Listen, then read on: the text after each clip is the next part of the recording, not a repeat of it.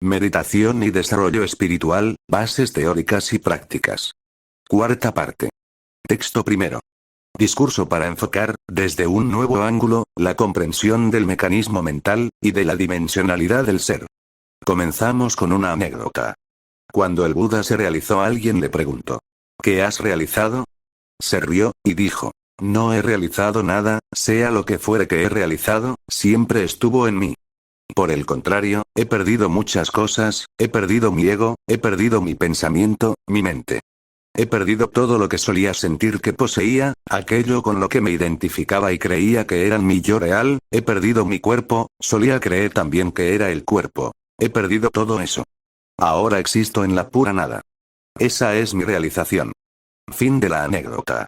Conforme nos vamos adentrando en el interior, a través de la introspección, vamos desarrollando ese darse cuenta, que nos va asentando en la base del veedor, testigo, o ser, el cual, nos va revelando gradualmente la realidad, en detrimento de las creencias, ideas y pensamientos, que la mente egoica genera en nuestra conciencia, para atrapar a la misma, en su juego de mentiras, cuyo fin último, es generar sufrimiento, que consiste en un vaivén, que conduce a una conciencia individual, del placer al dolor, impidiendo en todo momento, que la misma, se detenga en medio de ese vaivén, y empiece el proceso del darse cuenta, de que la ausencia de placer y dolor, revele el reconocimiento del ser que somos.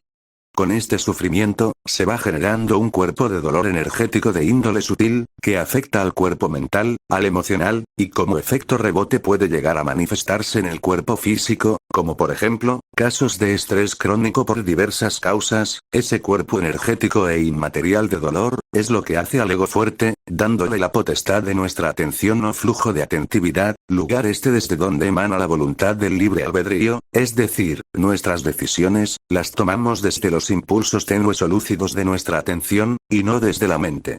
La mente es como una especie de CPU, o un sistema operativo, de la que emergen una infinidad de datos, proyecciones, pensamientos, ideas, emociones etc., relacionados con nuestras condiciones mentales predispuestas, compuestas en gran medida, por impresiones subliminales, que caracterizan el modo de reaccionar, ante los estímulos externos de toda índole, y si sumamos el resultado de las acciones que realizamos, más estas impresiones subliminales, que en Oriente se conocen con el nombre de Shankaras, es lo que conforma, nuestro famoso amigo irreal. El ego, el loro parlanchín, que está compuesto por nuestro continuo mental, y que tiene secuestrada nuestra conciencia, en su juego de rol de índole dual, y como trampa, una de las más importantes para este, es que nos hace creer que nuestra atención o conciencia, forman parte, de ese sistema operativo llamado mente, pero el problema aquí, es que el sistema operativo común, es como una especie de programa defectuoso y viral, que hace que el verdadero sistema operativo, es decir, el ser, impida que funcione correctamente, del cual, extrae su energía, para su sustento y supervivencia, dentro de los agregados físicos y mentales, en los cuales, se halla esa conciencia vacío que somos en esencia. Por suerte, hemos contado a lo largo de la historia, con grandes informáticos espirituales, como por ejemplo Buda, que nos han dejado el antivirus adecuado, y el método de desprogramación egoica, para la eliminación de este troyano forastero llamado ego, invasor y colonizador de la conciencia que somos. Y ese programa que nos han dejado estos informáticos, se conceptualiza como meditación, que conforme vamos desarrollándolo, e introduciéndolo dentro de esa CPU, o sistema operativo llamado mente, se van esclareciendo gradualmente, estas cosas, que el Buda le explicó al que le hizo esa pregunta en la anécdota anterior, y conforme te vas adentrando en la propia psique, a través del programa llamado meditación, vas perdiendo capas y capas de identificación, con los elementos observables desde esa conciencia, o testigo puro, básicamente definidos como agregados físicos y mentales, hasta que llegas a ese fondo intraspasable, de conciencia veedora, ser, vacío o pura nada, que es el yo real, usando la herramienta de trabajo que es la atención o consciencia, dentro del cual, conforme vamos llegando hasta allí, van cayendo las estructuras del ego, hasta que te vacías, y encuentras la paz absoluta allí, sabiendo que es donde había que llegar, para reordenar todo ese sistema operativo, dentro del cual, se halla el virus egoico, en el que nos hallamos, y que precisamente por eso, se denominan agregados, por el hecho de estar adjuntados, y a la vez separados, de la conciencia del ser, que es nuestro yo inmanente esencial y real. Y todo este es, a grandes rasgos, el trabajo que deberá hacer, el que desee voluntariamente, haciendo uso de su derecho de libre albedrío, de adentrarse en el mundo de la meditación, para encontrar la paz interior. El que no lo desee, que siga buscando a través de los caminos de la mente, adaptándose a la forma de esta, que más le convenga, y no tiene por qué verse de forma errónea. Dicha forma de búsqueda de felicidad, siempre se empieza por un determinado punto, y todos partimos de esa base llamada mente o ego. El objetivo de todos es la felicidad, y cada uno debe buscarla, donde crea que pueda hallarla. De ahí que lo grande de este universo, es la existencia de la ley del libre albedrío, a través de la cual, vamos haciendo intentos, a través de pruebas y ensayos, por medio del método de tanteo de acierto o error, para ir fabricándonos esa felicidad que todos buscamos, a través de nuestras acciones, dentro del mundo fenoménico, en el que todos nos hallamos inmersos. Tenemos que recordar, siempre volviendo a la analogía del ordenador, que la CPU es la mente, los datos, imágenes y proyecciones que aparecen en la pantalla, es la manifestación, de un determinado tipo de ego en forma de pensamientos, en el momento de ser observada, ya sea identificándose, o desidentificándose con lo que surge en dicha pantalla.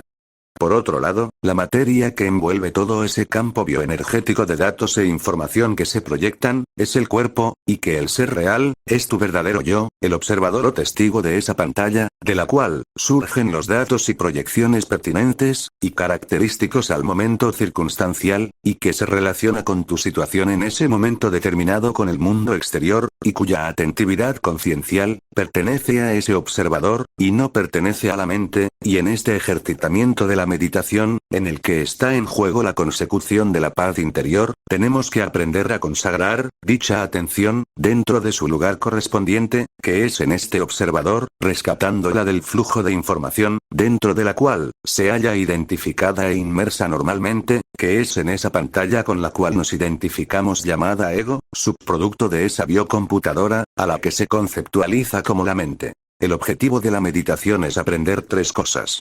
Primero, apagar la CPU durante cierto tiempo. Segundo, ralentizar el flujo de información emergente en la pantalla.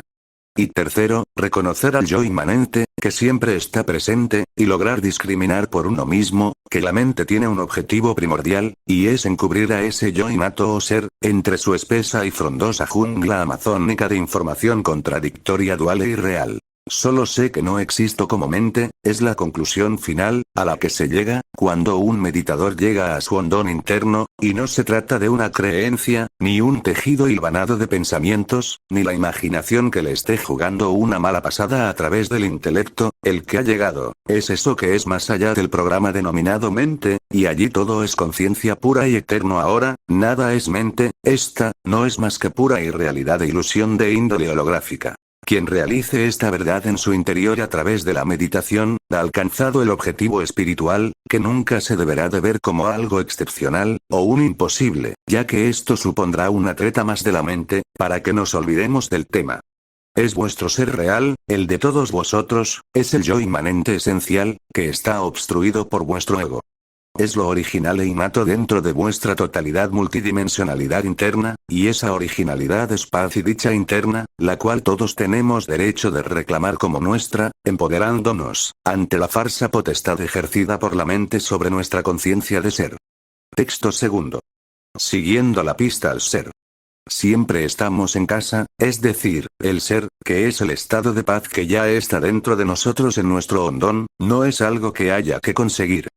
Es nuestro estado natural, de hecho, no nos hemos movido de allí, en ningún momento. Esta es una de las pistas que encontramos en el desarrollo espiritual. Lo que ocurre, es que la presencialidad conciencial, que es la cualidad inmanente del ser o fuente original, está normalmente eclipsada y transmutada, en percepcionalidad particular, que es la cualidad inmanente de la mente, cuya particularidad percepcional, se conceptualiza como ego individual, por medio de la interferencia del mecanismo mental, que se encarga de usurpar el flujo energético de atentividad individual de cada uno, hacia su propio ecosistema, ajeno ajeno al ser que somos en esencia, a través de su propio funcionamiento intrínseco, cuyo motor, se retroalimenta de la energía de la atención que le prestamos, basado principalmente, en el surgimiento de deseos y pensamientos, que generan el juego dual de apegos y aversiones, y que derivan en un amplio abanico de estados de ánimo y estados emocionales de naturaleza igualmente dual, que entre las más destacadas podríamos mencionar, estados emocionales como el miedo y el amor, enfocadas en un ámbito de percepción particular, o ego individual, y estados de ánimo, que entre los más destacados encontramos, la depresión por un lado, y por otro, la euforía y exaltación pasajera, en los placeres, en determinadas circunstancias experienciales, sujetos a las leyes universales de transitoriedad, impermanencia y cambio, que contribuyen al oscurecimiento y codificación, de la visión interna de la atención, hacia el ser, impidiendo el despertar del mismo. El despertar del ser, cuando acontece a través de la meditación, es sencillamente un recordatorio, de que estás en casa, que nunca te has movido de ella, y que lo que estabas, era simplemente soñando de manera holográfica, a través de la identificación con las proyecciones, que surgen de la mente. Sales del sueño, cuando el observador, que es el ser esencial que eres, y lo observado, que es el continuo ininterrumpido de pensamientos diversos, se funden en el vacío, nunca antes. Cuando se logra llevar todo el flujo de atentividad a la dimensión del ser, desidentificándose de toda proyección mental, se dice que es cuando acontece el vacío, acabando así con todas las semillas del ego, que son el apego y la aversión a todo lo externo al ser inmanente de cada uno, y los deseos, creando en lo sucesivo un terreno y clima conciencial hostil, para que esas semillas cuando la mente las siembre, no germinen en la conciencia del discípulo espiritual, enraizado en dicho vacío, acabando por ende, con toda la proyección de sueños, que surgen del instrumento mental, incluido en estos sueños o deseos, la experimentación del éxtasis, y la iluminación, viendo con absoluta claridad, de forma vivencial, y no intelectual, a través del darse cuenta, que toda experiencia en el campo fenoménico existencial, carece de realidad esencial, y que lo único real, es el observador testigo en sí mismo, conectado con el ser, o la fuente original inmanifiesta. Texto tercero. Relato. Se cuenta, que una vez, un discípulo pregunta a su maestro: dígame maestro, ¿qué es meditar? A lo que éste le respondió: meditar es no hacer absolutamente nada. El discípulo desconcertado, y guiado por el intelecto de la mente egoica le dijo, que era entonces una estupidez, una pérdida de tiempo, y que no servía para nada. A lo que el maestro le volvió a responder: muy pocas personas en el mundo saben no hacer absolutamente nada, ya que los pocos que lo intentan, cuando se sientan con los ojos cerrados, e intentan meditar, van una y otra vez, persiguiendo con su atención, todo pensamiento que surge en su conciencia, imaginando que ellos mismos son aquello que surge en su conciencia, y siguen ciegamente con su atención inquieta, desbocada y descontrolada, formando la masilla de pensamientos, entrelazados por la conectividad, o identificación de la atención con los mismos, y que van conformando la máscara, con la que finalmente quedan identificados, y dan forma a la persona que creen que son, y no existe en esencia, y todo eso ya es estar haciendo algo, y eso no es meditación, aparte de que es muy agotador. Sin embargo, yo soy capaz de observarlos, sin ir detrás de ellos, ya que ningún deseo me mueve hacia ningún pensamiento cuando la mente me lo intenta sugerir, y simplemente los observo, como van y vienen, sin hacer ningún tipo